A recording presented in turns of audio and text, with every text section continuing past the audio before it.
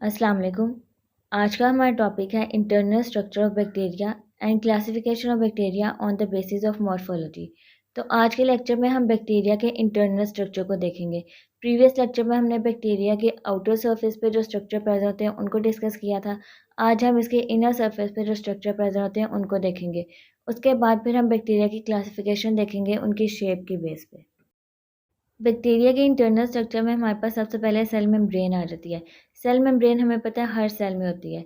Bacteria की जो cell membrane होती है वो यूकेरियोट से सिमिलर होती है और सिलेक्टिवली परमेएबल होती है। इसमें डिफरेंस क्या होता है कि जो बैक्टीरिया की सेल मेम्ब्रेन होती है उनमें इन्वेजिनेशन हुई होती है, मतलब उनमें पॉकेट लाइक स्ट्रक्चर बना होता है।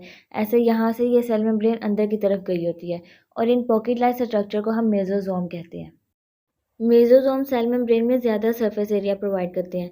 ये ज़्यादा सरफेस एरिया इसलिए प्रोवाइड करते हैं क्योंकि जो बैक्टीरिया होते हैं वो एंजाइम के हेल्प से वहाँ पे सेलुलर रेस्पिरेशन करते हैं। इसके अलावा ये फोटोसिंथेटिक एजेंट भी है, इसलिए वो वहाँ पे फोटोसिंथेसिस भी करते हैं। अब bacteria cellular respiration cell membrane में इसलिए करते हैं क्योंकि बैक्टीरिया में माइटोकॉन्ड्रिया नहीं होते, इसलिए वो एंजाइम के हेल्प से सेल मेम्ब्रेन के अंदर सेलुलर रेस्पिरेशन करते हैं। इसके अलावा मेसोजोम सेल डिवीजन में और डीएनए की रेप्लिकेशन में भी हेल्पफुल होती है।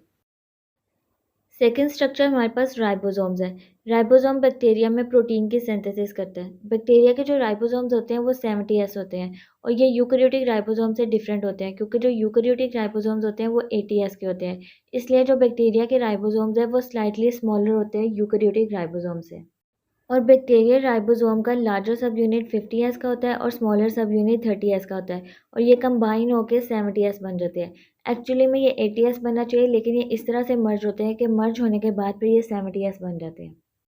अब बैक्टीरिया और यूकेरियोट के राइबोसोम के डिफरेंट होने से हमें ये बेनिफिट होता है कि इससे हम ऐसे एंटीबायोटिक्स यूज़ करते हैं जो सिर्फ बैक्टीरिया की राइबोसोम को अफेक्ट करे, और जब वो बैक्टीरिया की राइबोसोम को अफेक्ट करेगा तो इससे जो बैक्टीरिया में प्रोटीन सिंथेसिस है वो ब्लॉक हो जाएगी और प्रोटीन सिंथेसिस के ब्लॉक होने से जो बैक्टीरिया की पैथोजेनिसिटी है वो भी ख़त्म हो जाएगी। और फिर जब उनकी पैथोजेनिसिटी ख़त्म हो जाएगी तो फिर वो हार्मलेस हो जाएंगे और हमें नुकसान नहीं पहुँचा सकेंगे। इस तरह से हम ऐसे एंटीबायोटिक्स को यूज़ करके जो सिर्फ 70S राइबोसोम पे इफेक्ट करते हैं खुद को नुकसान से बचा सकते हैं, क्योंकि हमारी बॉडी में 80S राइबोसोम होते हैं जबकि जो बैक्टीरिया के राइबोसोम है वो 70S है। इसलिए जो एंटीबायोटिक्स होंगे वो सिर्फ 70S पे इफेक्ट करेगा और उनको ही इनहाबिट करेगा। नेक्स्ट स्ट्रक्चर हमारे पास एंडोस्पोर है। एंडोस्पोर हमें कुछ बैक्टीरिया में नज़र आते हैं। एंडो का मतलब होता है इनसाइड और स्पोर का मतलब है स्पोर लाइक स्ट्रक्चर। अब क्या होता है कि कभी कभी हमारे जो बैक्टीरिया वो ऐसे हार्श इन्वायरमेंट में चल जाते हैं जहाँ पे उनका सर्वाइव करना बहुत मुश्किल होता है। तो वहाँ पे क्या करता है बैक्टीरिया, बैक्टीरिया में जो क्रोमोसोम होते हैं वो रेप्लिकेट करते हैं और अपने ऊपर लेयर्स बनाना शुरू कर देते हैं। इस तरह वो 1 2 3 और काफ़ी ज़्यादा लेयर्स बना लेते हैं। अब जैसे यहाँ पे ये कोर है, इसके ऊपर डीएनए और क्रोमोसोम्स वगैरह आके अटैच हो जाते हैं। उसके बाद फिर इनर मेम्ब्रेन बनती है और सेल वॉल, और फिर कॉर्टेक्स की एक लेयर भी बनती है। कॉर्टेक्स में पॉलीपेप्टाइड होते हैं और फिर एक आउटर मेम्ब्रेन भी बनती है। आउटर मेम्ब्रेन में ऐसे एंजाइम प्रेजेंट होते हैं जो बैक्टीरिया को हार्श इन्वायरमेंट में प्रिवेंट करता है। फिर इस तरह से कोर की स्ट्रक्चर बन जाएगी और जो बाकी सेल होंगे वो डेड हो जाएंगे। फिर जब बैक्टीरिया को फेवरेबल कंडीशन मिलेगा तो फिर ये क्रोमोसोम दोबारा से रेप्लिकेट होंगे और ये सेल दोबारा से बन जाएंगे। इस तरह से जो एंडोस्पोर है वो बैक्टीरिया को हार्श इन्वायरमेंट से प्रोटेक्शन प्रोवाइड करता है। नेक्स्ट हमारे पास है जीनोमिक ऑर्गेनाइजेशन।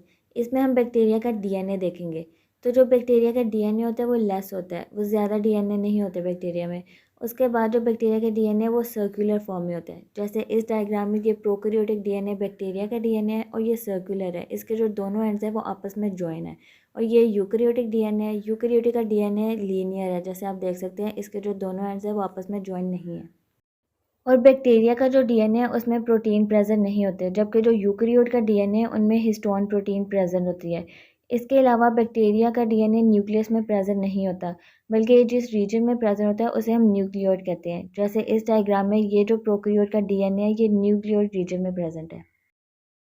नेक्स्ट हमारे पास प्लास्मिड है। अब बैक्टीरिया के अंदर कुछ दूसरे एक्स्ट्रा क्रोमोसोमल सर्कुलर डीएनए भी प्रेजेंट होते हैं जिसे हम प्लास्मिड कहते हैं। जैसे कि इस डायग्राम में ये बैक्टीरिया, ये बैक्टीरियल के डीएनए है और ये हमारे पास सर्कुलर क्रोमोसोमल डीएनए जो से ये प्लास्मिड है। और जो प्लास्मिड के डीएनए है उनमें कुछ जीन्स भी प्रेजेंट होती है, जैसे कि एंटीबायोटिक रेजिस्टेंट जीन्स। तो यहाँ तक हमारा बैक्टीरिया का इंटरनल स्ट्रक्चर ख़त्म हो जाता है। अब हम बैक्टीरिया की क्लासिफिकेशन देखते हैं उनकी मॉर्फोलॉजी की बेस पे। मॉर्फोलॉजी हम बैक्टीरिया की आउटर अपीयरेंस को कहते हैं। तो मॉर्फोलॉजी की बेस पे बैक्टीरिया को 3 टाइप्स में क्लासिफाई किया गया है। कोकाई, बैसिलाई और स्पाइरल। कोकाई में हमारे पास स्फेरिकल शेप बैक्टीरिया होते हैं, मतलब कि राउंड शेप, जैसे कि यहाँ पे। बैसिलाई में हमारे पास रोड शेप बैक्टीरिया आ जाते हैं इस तरह के। और स्पाइरल में हमारे पास स्प्रिंग शेप बैक्टीरिया होते हैं, जैसे कि ये स्प्रिंग शेप है। सबसे पहले हम कोकाई देखते हैं। कोकाई स्फेरिकल और ओवल शेप बैक्टीरिया। कोकाई में हमारे पास फ्लैजेला प्रेजेंट नहीं होते, इसलिए ये मूवमेंट के लिए दूसरे ऑर्गेनिज्म पे या फिर इन्वायरमेंटल कंडीशन पे डिपेंड करते हैं। कोकाई की हमारे पास डिफरेंट अरेंजमेंट होती है उनकी डिवीजन ऑफ प्लेन की बेस पे। अगर हमारे पास सिंगल राउंड शेप बैक्टीरिया होगा तो उसे हम कोकस कहेंगे, और अगर हमारे पास राउंड शेप बैक्टीरिया के पेयर प्रेजेंट हो गए, मतलब डबल राउंड शेप बैक्टीरिया होंगे, तो उसे फिर हम डिप्लोकोकस कहेंगे।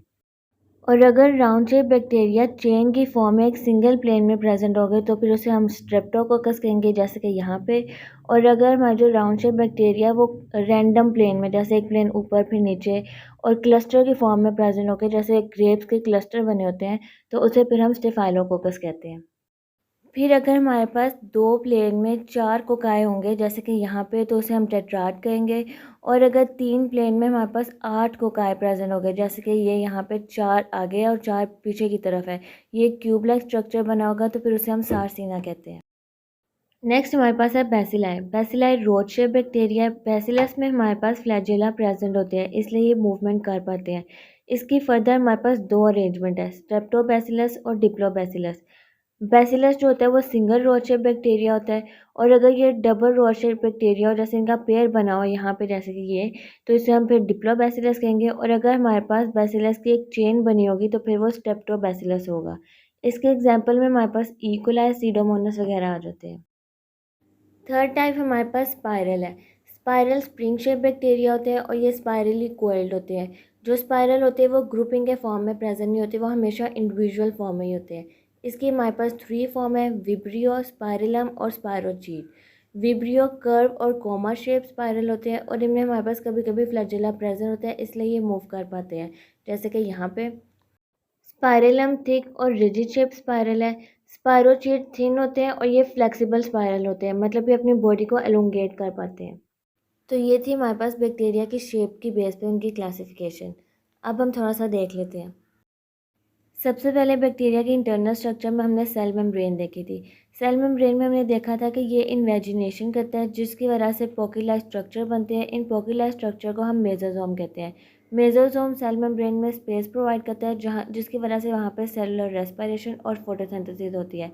इसके अलावा मेसोसोम सेल डिवीजन में और डीएनए की रेप्लिकेशन में भी हेल्पफुल होते हैं। फिर हमने राइबोसोम्स देखा। राइबोसोम प्रोटीन सिंथेसिस करता है। जो बैक्टीरिया के राइबोसोम होते हैं वो 70S होते हैं, और ये यूकेरियोटिक राइबोसोम से स्लाइटली स्मॉलर होते हैं, क्योंकि यूकेरियोटिक राइबोसोम 80S के होते हैं। उसके बाद हमने देखा था कि बैक्टीरिया के राइबोसोम यूकेरियोटिक राइबोसोम से डिफरेंट होते हैं, इसलिए इसकी वजह से हम ऐसे एंटीबायोटिक्स को इंट्रोड्यूस करवाते हैं जो सिर्फ बैक्टीरिया राइबोसोम को अफेक्ट करें। इस तरह से हम खुद को प्रोटेक्ट करते हुए, खुद को हार्म ना करते हुए, बैक्टीरिया राइबोसोम की ग्रोथ को इनहेबिट कर सकते हैं।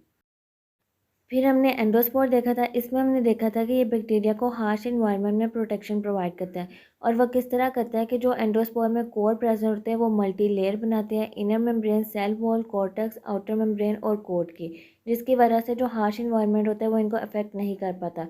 उसके बाद फिर जब बैक्टीरिया को फेवरेबल कंडीशन मिलते हैं तो इनके क्रोमोसोम दोबारा से रेप्लिकेट करते हैं और इनका कंप्लीट स्ट्रक्चर बन जाता है। जीनोमिक ऑर्गेनाइजेशन में हमने देखा था कि इनमें डीएनए बहुत कम होते हैं, और ये सर्कुलर फॉर्म में होते हैं। इनके जो एंड्स होते हैं वो आपस में जॉइन होते हैं। इसके अलावा इनमें प्रोटीन प्रेजेंट नहीं होती, और ये न्यूक्लियस में प्रेजेंट नहीं होते, बल्कि न्यूक्लियोइड रीजन में प्रेजेंट होते हैं।